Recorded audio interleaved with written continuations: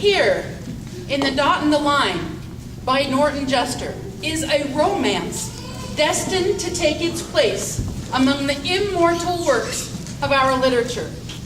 But is it merely a potent and exquisite advocation of an eternal theme, a sensitive, soul-searching examination of an essential problem? Or is it rather, in these uncertain times when man stands alienated from the very meaning of life itself, more like a beacon, a shaft of light illuminating a path to some higher understanding? We doubt it. The Dot and the Line, a romance in lower mathematics by Norton Juster. Once upon a time, there was a sensible, straight line who was hopelessly in love with a dot.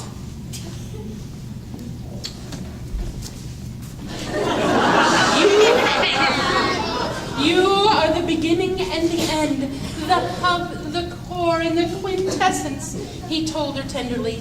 But the frivolous dot wasn't a bit interested, for she only had eyes for a wild and unkempt squiggle who never seemed to have anything on his mind at all. They were everywhere together, singing and dancing and frolicking and laughing and Lord knows what else. He's so gay and free, so uninhibited and full of joy, she informed the line coolly. And you are as stiff as a stick, dull, conventional and repressed, tied and trampled, subdued, smothered and stifled, squashed, squelched, and quenched. Come around when you get straightened out, the squiggle added with a rasping chuckle as he chased her into the high grass.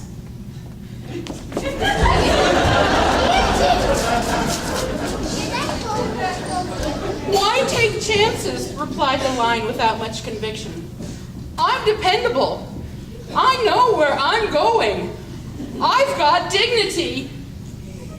But this was small consolation for the miserable line.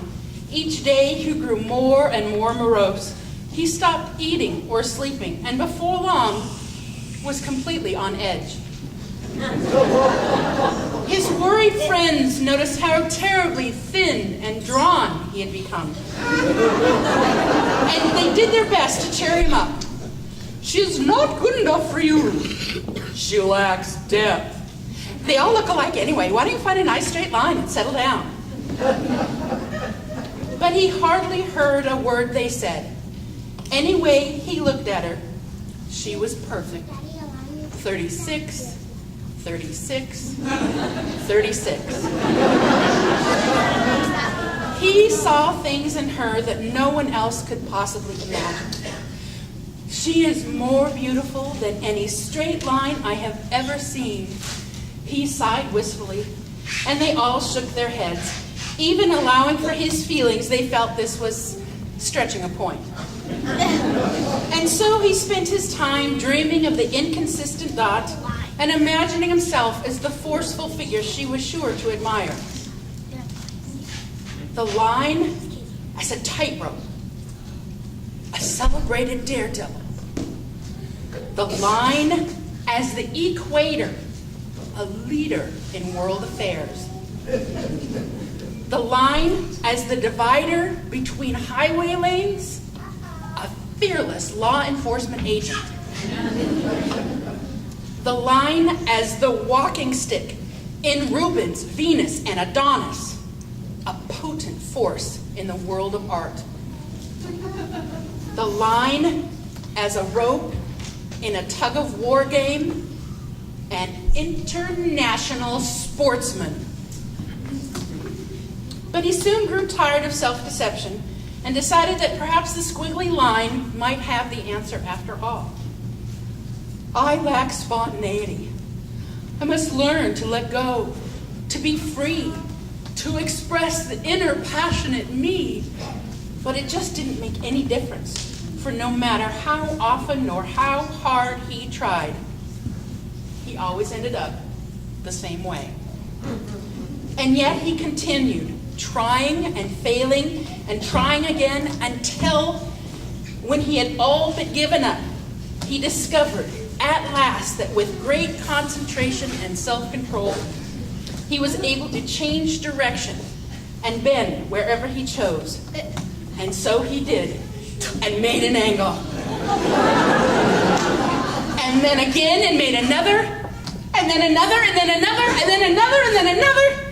Hot stuff, he shouted, much impressed with his efforts.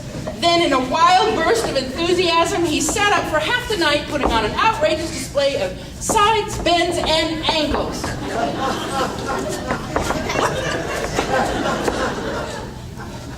Freedom is not a license for chaos, he observed the next morning.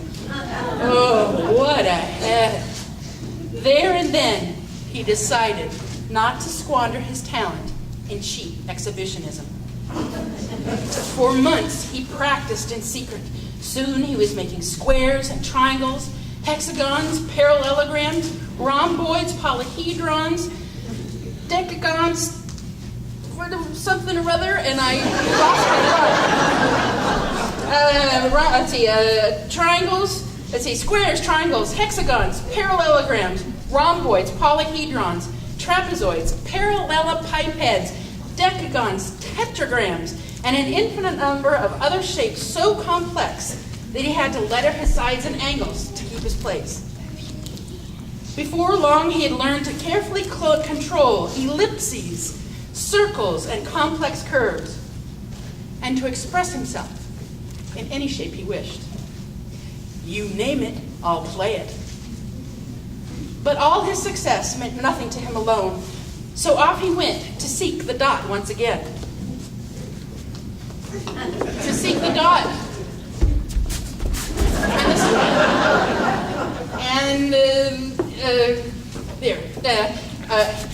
He doesn't stand a chance, muttered the squiggle in a voice that sounded like bad plumbing. But the line, who was bursting with old love and new confidence, was not to be denied. Throughout the evening, he was by turns dazzling, clever,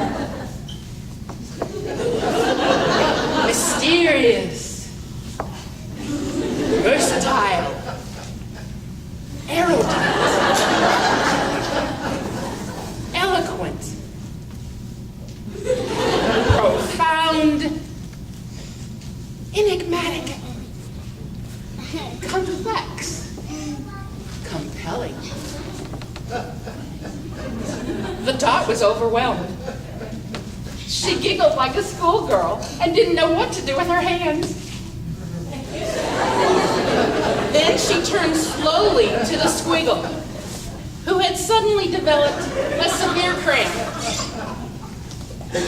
Well, she inquired, trying to give him every chance. The squiggle, taken by surprise, did the best he could. Is that all? She demanded. I guess so, replied the miserable squiggle. That is, I suppose so. What I mean is, I never know how it's going to turn out. Hey, have you heard the one about the two guys who, The dot wondered why she had never noticed how hairy and coarse he was. How untidy and graceless, and how he mispronounced his L's and picked his ear. And suddenly she realized that what she had thought was freedom and joy was nothing but anarchy and sloth. You are as meaningless as a melon, she said coldly. Undisciplined, unkempt, and unaccountable. Insignificant, indeterminate, and inadvertent. Out of shape, out of order, out of place, and out of luck. With that, she turned to the line. And shyly took his arm. Perfect. Do the one with all the funny curves again, honey, she cooed softly as they strolled away.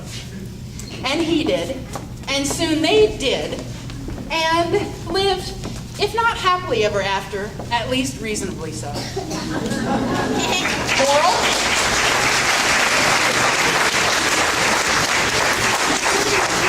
And the moral? To the vector belongs the spoils.